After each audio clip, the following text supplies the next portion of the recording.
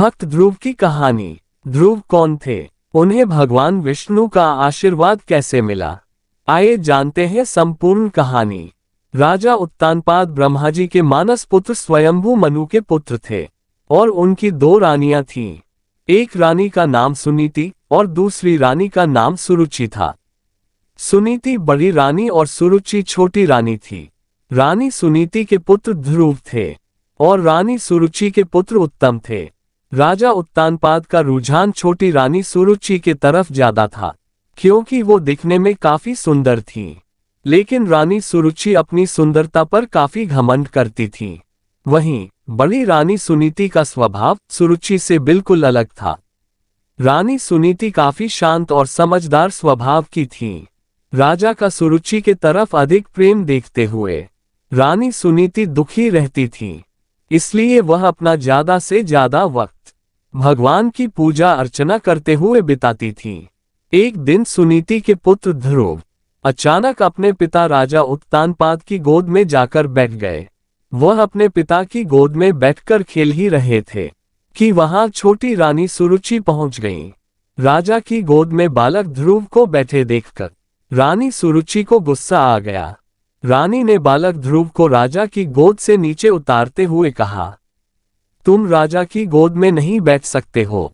राजा की गोद और सिंहासन पर सिर्फ मेरे पुत्र उत्तम का अधिकार है। ये सुनकर बालक ध्रुव को बहुत बुरा लगा।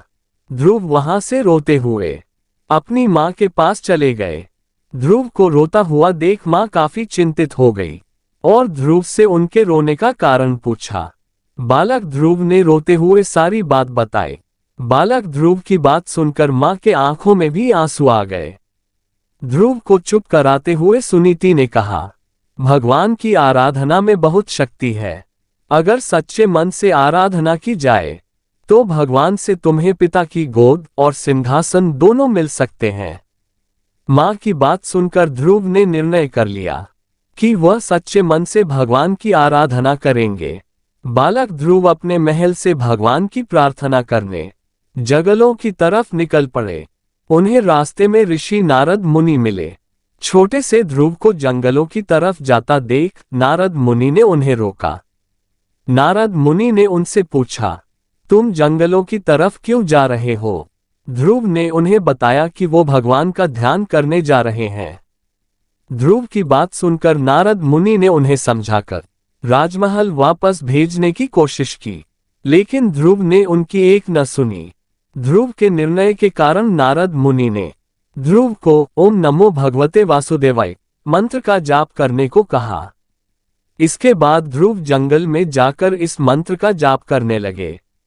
उधर नारद मुनि ने महाराज उत्तानपाद को ध्रुव के बारे में बताया।